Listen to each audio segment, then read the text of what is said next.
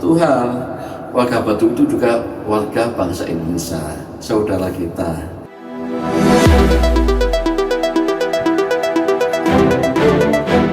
Sebetulnya untuk lebih jauh mendapatkan informasi yang agak lengkap tentang tadi yang saya ceritakan, suku Samin atau suku Baduy itu, Sobat Iki bisa lihat di buku ini buku lengkap sekali. Ada suku Samin di Blora yang judulnya Suku Samin Akhirnya Yakin. Awalnya mereka ragu-ragu, akhirnya yakin.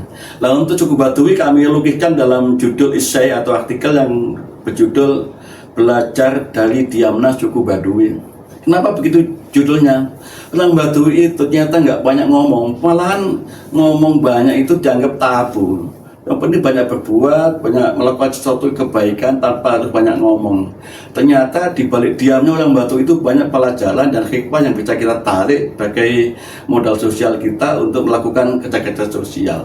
Misalnya begini yang menarik ya, ketika kita mengadakan pelayanan di sana bersama Dijen Dinas Dukcapil ya, dari Pak Zudan dan seluruh krunya diberangkatkan di sana sampai 2 malam 2 hari itu, kami mendapatkan data dan fakta sosial yang sungguh sangat mengagetkan ya. Dari sisi begitu orang Baduy itu kena hatinya ya bahwa dilayani mau dan komisinya sudah dapat itu justru luar biasa mudahnya. Nah pada waktu itu tahun 2018 kami melakukan pelayanan untuk 2 kelompok sekaligus. Pertama kelompok suku Baduy luar yang sudah agak berinteraksi dengan orang-orang lain, agak maju berpendidikan, dan untuk pelayanan untuk orang Baduy dalam. Apa yang terjadi? Di situ ternyata terjadi gap luar biasa bedanya. Di pos yang kita melakukan pelayanan untuk orang-orang Baduy luar itu luar biasa ramai. Hiruk pikuk orang pada berjubel mengisi formulir terus untuk minta tanda tangan, ramai hiruk pikuk, pokoknya gaduh. Sementara di sisi lain untuk orang Baduy dalam itu nggak satu pun yang bicara, mereka diem dan sambil antri dengan pakaian serba hitam dengan udeng-udeng ikat kepala khas Baduy itu, tertib diem antri begitu itu sambil ngurusi menunggu dipanggil untuk dapat itu. Itulah betapa punya tradisi yang sangat kuat untuk tidak gaduh, menghormati lingkungan, sehingga akhirnya yang terjadi adalah ini cepat selesai ini pelayanan publik untuk orang Baduy dalam itu dibanding yang sini yang orang Baduy luar tuh. Ini salah satu contoh betapa ada nilai positif dari teman-teman saudara-saudara kita suku Baduy dalam. Nah setelah itu sahabat Iki yang kami hormati, selesai kita mengadakan pelayanan baik untuk orang Baduy dalam maupun Baduy luar itu, maka terus sudah mulai tertarik, mulai tertanam keyakinan orang tokoh-tokoh dan ketua adat suku Baduy untuk pemerintah ternyata juga tidak selamanya jelek. Pemerintah itu tidak selamanya harus dijauhi, karena sebelum itu memang ada paham bahwa negara, pemerintah itu ada orang luar itu loh. Jadi ngapain orang luar itu harus ikut masuk ke suku Baduy dalam untuk mengurus? Ini adalah tanah kami, tradisi kami, ya kami yang ngurus. Maka jangan sampai ada orang luar masuk. Yang menarik adalah kenapa orang Baduy luar begitu menolak kedatangan orang luar. Mereka itu sebetulnya ingin lebih mandiri, nggak ingin ada semacam utang jasa, utang budi pada orang luar. Misalnya begini, jalan-jalan di seluruh pedalaman Baduy dalam itu nggak ada yang bagus, ya rusak semua, dengan medan yang curam, turun, naik, dan kondisinya sangat parah itu.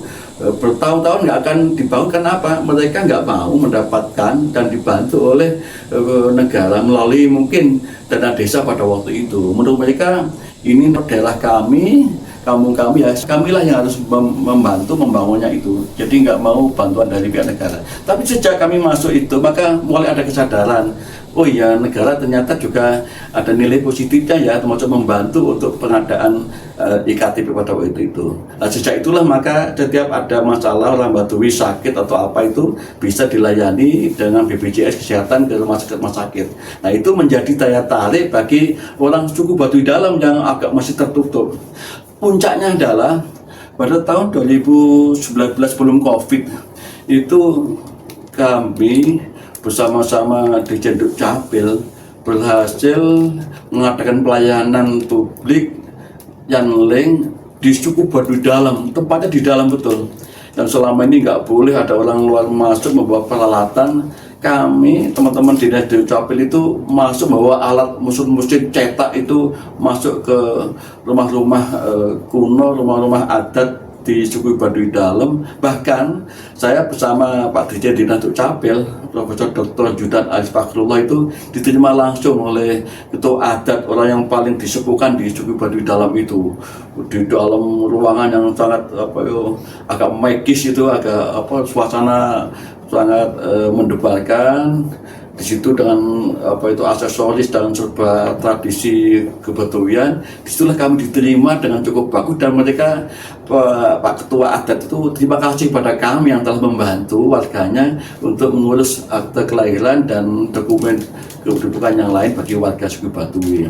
Tapi juga imbal baliknya, pada waktu itu kami memang wanti-wanti kepada seluruh relawan dan pada Dukcapil untuk tertib, jangan sampai bikin heboh. Nggak boleh bicara terus, Pak, boleh saling berinteraksi yang sifatnya membuat gaduh lingkungan gitu. Jadi kita melayani dengan diam, dengan betul-betul tenang, supaya orang-orang suku Baduy tidak tersinggung dengan ulah dan sikap kita yang tidak dianggap oleh mereka tidak sopan itu. Itulah makanya kami terinspirasi dengan itu, sehingga tentang suka duka kami melayani suku Baduy itu kami abadikan dalam tulisan Belajar dari Diamnya Suku Baduy. Itulah sobat sekalian beberapa hal yang kami alami tentang bagaimana tidak mudahnya meyakinkan orang suku Baduy untuk mendapatkan dokumen kependudukan. Berat sekali, sampai 2-3 tahun kami baru berhasil. Masalahnya adalah kenapa sih kami kok repot-repot amat gitu aja kok diurusin. Ya udahlah, biar suku Baduy paling berapa ribu orang, nggak usah diurusin, nggak masalah gitu. Kenapa kami bersama Dirjen Dukcapil tetap abai, tetap konsen untuk menjangkau pelayanan publik masuk pada wilayah suku Baduy Dalam? Satu hal, warga Baduy itu juga warga bangsa Indonesia, saudara kita. Nah, sementara warga Indonesia itu bukti dan statusnya diakui oleh negara kalau dibuktikan dengan secari dokumen namanya akte kelahiran. Betapa kalau mereka nggak punya itu kan berarti negara tidak mengakui sebagai warga negara. Oleh karena itulah, karena itu adalah asasi hak paling konstitusional, hak paling dasar bagi warga negara, terpaksa kami dengan segala suka dukanya, dengan segala keterbatasannya, kami mengajak semua stakeholder pada waktu itu untuk turun memasuk ke suku Baduy Dalam untuk menggarap supaya mereka punya dokumen kependudukan. Alhamdulillah sampai sekarang mereka semua sudah punya dokumen kependudukan. Ini berkat kerjasama luar biasa Dirjen Dinas Dukcapil bersama IGI yang kami cintai ini. Demikian sekedar informasi ringan tentang bagaimana pelayanan publik bagi suku Baduy Dalam. Tunggu nanti pada waktu yang lain kita akan ceritakan suka duka bagi suku-suku yang lain maupun komunitas yang lain. Terima kasih, selamat menikmati, sehat dan jaga kesehatan. Terima kasih.